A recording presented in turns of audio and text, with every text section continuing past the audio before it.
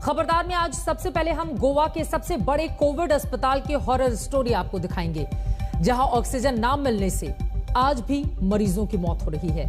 इस अस्पताल में एक दो नहीं बल्कि लगातार 5 दिन से ऐसा हो रहा है कि हर रात को 4 घंटे ऑक्सीजन की सप्लाई डिप हो जाती है और इसी वजह से मरीज दम तोड़ देते हैं। ऐसी 5 रातों में अब तक 83 मरीजों की जान जा चुकी है। इससे बड़ी लापरवाही और कोई भी नहीं हो सकती। लेकिन सवाल यह है कि अपनी नाकामी से लोगों की सांसें छीनने वालों को चैन सुकून कैसे है। इसके बाद हम आपको ब्लैक फंगस के खतरे और बचाव के बारे में बताएंगे, क्योंकि देश में ब्लैक फंगस के केस लगातार बढ़ते जा रहे हैं और ये बहुत चिंता की बात है। कोरोना से रिकवर हुए लोग कैसे ब्लैक फंगस की चपेट में अब आते जा रहे हैं और इसे शुरुआती तौर पर कैसे पहचाना जाए, कैसे इससे बचाव किया जाए, ये सब देश के बड़े डॉक्टर से जानेंगे। सरकार का दावा है कि कोरोना की दूसरी लहर से बने हालात अब धीरे धीरे ही सही स्थिर हो रहे हैं, लेकिन अब भी हर दिन 3 लाख से ज्यादा केस सामने आ रहे हैं और 3.5 से 4 हजार लोगों की मौत हो रही है। कई लोगों के दावे ये भी हैं कि मरने वालों का आंकड़ा कहीं और ज्यादा है और गंगा में लगातार प्रवाहित हो रहे शव इसकी गवाही दे रहे हैं। गंगा में शवों को प्रवाहित करने की वजह से यूपी से लेकर बिहार तक गंगा पर अब पहरा लगा दिया गया है। यूपी और बिहार में गंगा किनारे कैसे पुलिस लगातार पेट्रोलिंग कर रही है, इसे भी आपको हम आज दिखाने वाले हैं। इसके बाद हम आपको ग्रामीण भारत की अपनी ग्राउंड रिपोर्ट का दूसरा पार्ट दिखाएंगे, क्योंकि गांव-गांव में कोरोना का खतरा पहुंचने की बात लगातार की जा रही है और उसी तरह की तस्वीरें भी निकलकर सामने आ रही हैं। लेकिन खबरदार में सबसे पहले बात गोवा की करेंगे। कोरोना से लड़ने में हर सरकार ने नाकामियों के रिकॉर्ड बनाए हैं।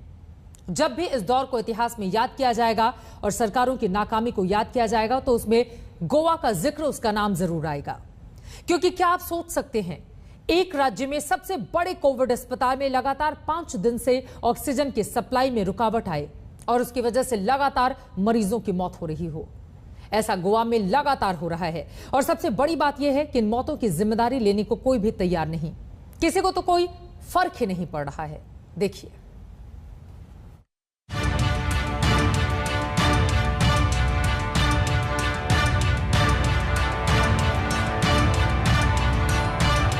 गोवा के इस सबसे बड़े सरकारी अस्पताल में ऐसा कोई दिन नहीं जा रहा जब ऑक्सीजन की कमी से मरीजों की जान न जाती हो, लेकिन कोई देखने सुनने वाला नहीं है। सबने आंख कान बंद कर लिए हैं, क्योंकि अगर कोई देखने सुनने वाला होता, अगर किसी को कोई फर्क पड़ता, तो इस अस्पताल में 5 दिन में 80 से ज्यादा मरीजों की जान ऑक्सीजन की कमी से न जाती।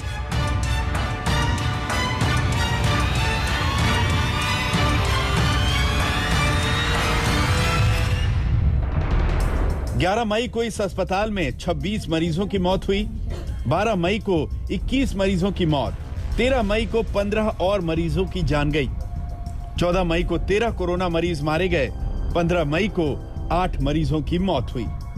ये मौतें नहीं, सीधा सीधा मर्डर है, क्योंकि बात किसी एक दिन की नहीं है। रोज रोज वही हो रहा है। मरीजों तक ऑक्सीजन नहीं पहुंच रही, इसी से जाने जा रही हैं और सब बैठकर मौत का तमाशा देख रहे हैं। आज भी डार्क आवर में जो 8 मृत्यु हुई है, ये बेसिकली हमें लग रहा है कि जो इंफ्रास्ट्रक्चर का प्रॉब्लम है, जो हमने खबर निकाली अंदर से, तो मालूम पड़ रहा है कि जो पाइपलाइन है पुरानी है, जो प्रेशर हैंडल नहीं कर पा रहे। और आज सुबह जब मैं खुद घर से पणजी आ रहा था तो देखा कि बुलक कार्ट जैसा स्लो ट्रैक्टर जा रहा है शायद प्लांट को फिलिंग करने। तो इस टाइम पे हमें गोवा को चाहिए फास्ट मूवमेंट, फॉरवर्ड मूवमेंट वाले लोग जो काम करेंगे। अगर इस तरह का अगर इंफ्रास्ट्रक्चर का प्रॉब्लम हो तो गोवा को भगवान ही बचा सकता है। जीएमसी में पिछले 1 साल से मेंटेनेंस नहीं हुआ है। Goa state infrastructure development corporation, जिसका चेयरमैन खुद मुख्यमंत्री है, इनका काम है, वो कॉर्पोरेशन का काम है जीएमसी का मेंटेनेंस का। हमें जो अभी इंफॉर्मेशन मिल रही है कि मेंटेनेंस भी नहीं हुआ है और इसके कारण जो पाइपलाइन है, जो मेंटेनेंस वगैरह सब है हॉस्पिटल का, प्रेशर 3rd और 4th फ्लोर पर नहीं जा पा रहा है। इस अस्पताल में ज्यादातर मौतें रात को 2 बजे से सुबह 6 बजे के बीच हुई। ये वो वक्त होता है जब ऑक्सीजन सप्लाई कोविड वार्ड तक की जाती है, लेकिन अस्पताल की पूरी व्यवस्था ही ध्वस्त है और इसी से लोग मारे जा रहे हैं। इस वक्त हम गोवा मेडिकल कॉलेज हॉस्पिटल के पास ही मौजूद है और देखिए यहाँ पर प्रॉब्लम क्या है। यहाँ पर हेल्थ इंफ्रास्ट्रक्चर बहुत ज्यादा खराब है। देखिए ऑक्सीजन के सिलेंडर्स भी, ये देखिए ये ट्रॉली और ट्रैक्टर के सहारे यहाँ पर लाए जाते हैं। देखिए यही कारण है।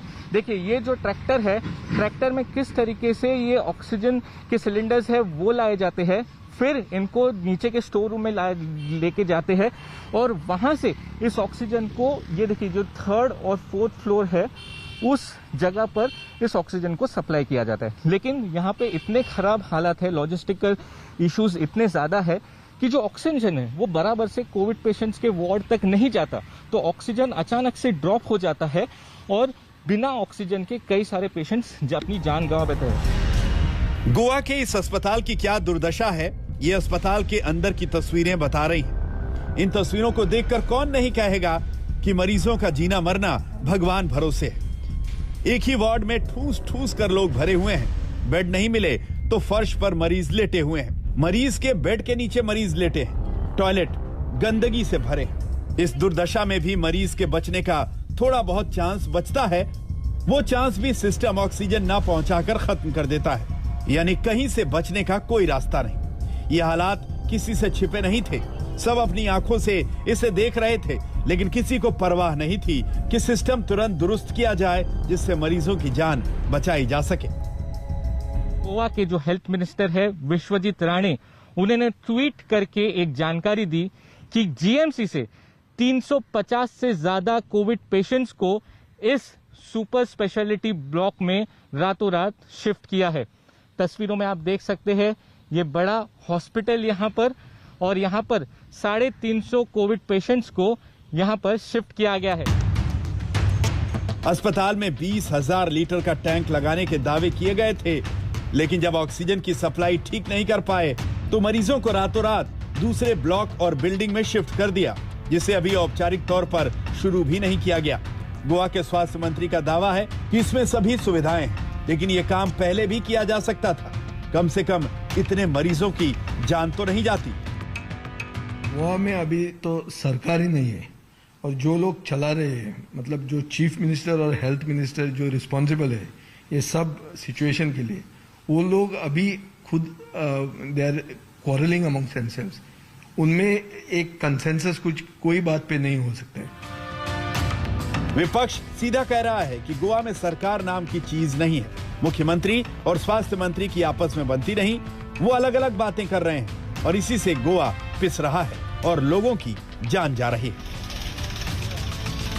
पुणे से सौरभ अक्तानिया के साथ आज तक ब्यूरो।